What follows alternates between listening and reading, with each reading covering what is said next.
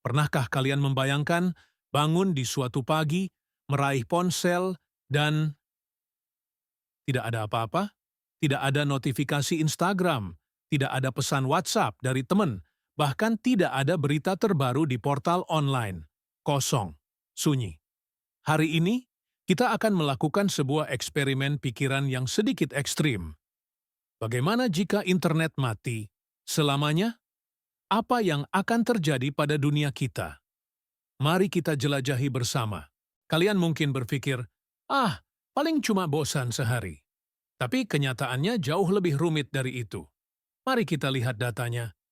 Saat ini, lebih dari 5 miliar orang, atau sekitar 65% populasi dunia, adalah pengguna internet aktif. Kita menghabiskan rata-rata hampir 7 jam setiap hari di dunia maya. Internet bukan lagi sekadar alat, ia telah menjadi tulang punggung peradaban modern kita. Dari cara kita bekerja, belajar, berkomunikasi, hingga cara kita jatuh cinta. Jadi, ketika tulang punggung ini patah, dampaknya akan sangat luar biasa. Fenomena internet shutdown atau pemadaman internet bukanlah fiksi ilmiah. Beberapa negara pernah melakukannya, meskipun biasanya hanya sementara dan di wilayah tertentu. India, misalnya, beberapa kali mematikan layanan internet di wilayah seperti Kashmir dengan alasan keamanan.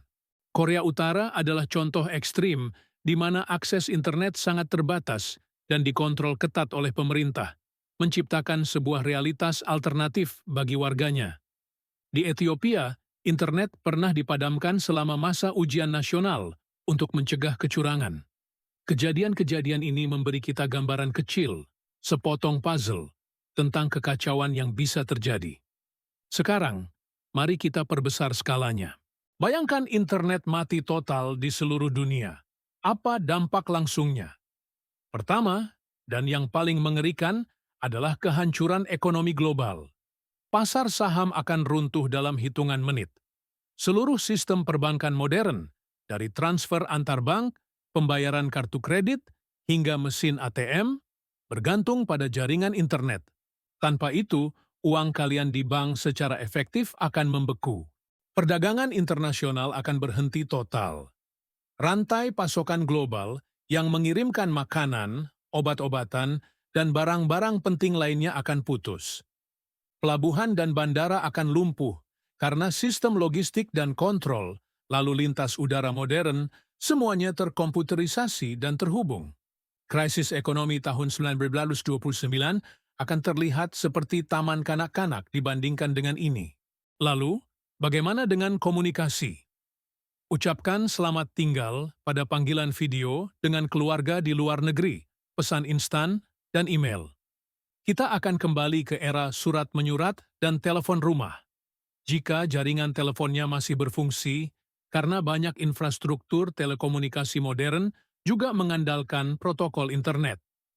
Berita akan menyebar dengan sangat lambat, mungkin melalui siaran radio atau surat kabar cetak yang butuh waktu berhari-hari untuk didistribusikan. Dunia yang kita kenal sebagai desa global yang terhubung akan pecah menjadi pulau-pulau informasi yang terisolasi. Informasi yang salah dan kepanikan akan menyebar dari mulut ke mulut tanpa bisa diverifikasi, menciptakan kekacauan sosial yang masif. Transportasi juga akan lumpuh. Aplikasi peta seperti Google Maps atau Waze tidak akan berfungsi. Banyak dari kita bahkan tidak tahu jalan di kota kita sendiri tanpa bantuan GPS. Sistem pemesanan tiket pesawat, kereta api, dan bus akan lenyap. Layanan ojek dan taksi online yang menjadi andalan jutaan orang untuk mobilitas dan mata pencaharian akan hilang begitu saja. Kota-kota besar akan menjadi labirin yang membingungkan dan macet. Jangan lupakan juga masalah keamanan data. Miliaran terabyte data, foto pribadi, dokumen pekerjaan, catatan medis, data penelitian yang tersimpan di cloud seperti Google Drive atau iCloud akan hilang selamanya. Itu seperti membakar perpustakaan Alexandria dalam skala digital. Kenangan, karya, dan pengetahuan kolektif umat manusia selama 2 dekade terakhir akan lenyap dalam sekejap. Ini bukan hanya kehilangan data, ini adalah kehilangan identitas digital kita. Terdengar seperti kiamat, bukan? Tapi tunggu dulu. Di tengah reruntuhan dunia digital ini, adakah secercah harapan? Adakah hal positif yang bisa muncul dari dunia tanpa internet? Jawabannya, mungkin saja ada. Mari kita jujur pada diri sendiri.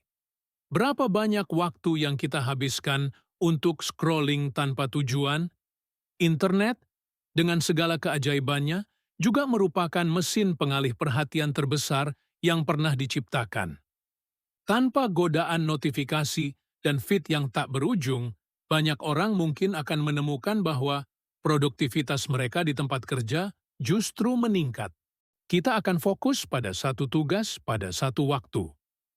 Rapat yang seharusnya bisa diselesaikan lewat email akan benar-benar hilang, dan kita akan berbicara langsung dengan rekan kerja kita. Inovasi mungkin akan melambat pada awalnya, tetapi akan dipaksa untuk menjadi lebih mendasar dan tidak terlalu bergantung pada perangkat lunak. Dan mungkin yang paling indah adalah kembalinya interaksi sosial yang sesungguhnya. Tanpa layar untuk bersembunyi di baliknya, kita akan dipaksa untuk melihat mata orang lain saat berbicara.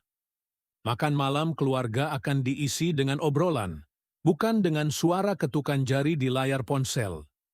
Anak-anak akan bermain di luar rumah, menciptakan permainan mereka sendiri, bukan hanya mengunduh aplikasi terbaru.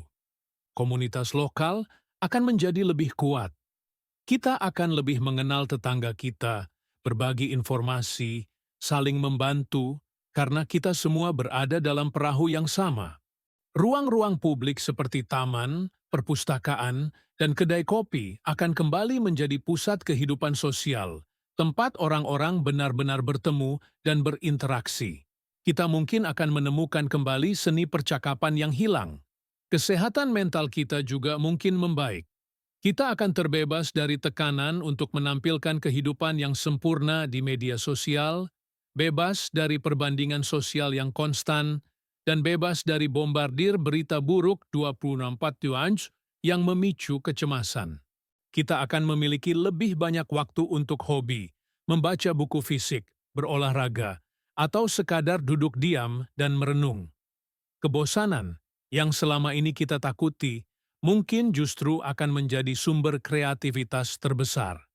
Jadi, setelah menimbang semua ini, apa kesimpulannya?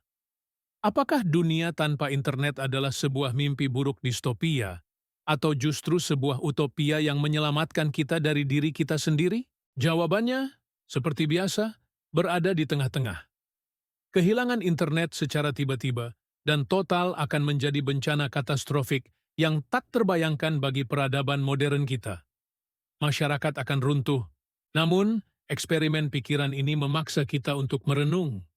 Kita telah menciptakan sebuah alat yang luar biasa kuat, tetapi kita mungkin telah menjadi budaknya tanpa sadar. Mungkin tujuan kita seharusnya bukan untuk hidup tanpa internet, tetapi untuk belajar hidup dengan internet secara lebih bijaksana. Mungkin kita perlu sesekali melakukan detox digital kita sendiri, mematikan ponsel selama akhir pekan, dan merasakan kembali bagaimana rasanya hidup sepenuhnya di dunia nyata. Bagaimana menurut kalian? Bisakah kalian bertahan hidup tanpa internet? Apa hal pertama yang akan kalian rindukan, dan apa hal pertama yang akan kalian syukuri jika internet benar-benar hilang? Bagikan pemikiran kalian di kolom komentar di bawah. Terima kasih banyak sudah menonton video yang sedikit panjang dan reflektif ini. Jika kalian suka dengan konten yang membuat kita berpikir seperti ini, jangan lupa untuk menekan tombol like, subscribe, dan nyalakan lonceng notifikasinya agar tidak ketinggalan video kami selanjutnya. Sampai jumpa di lain waktu.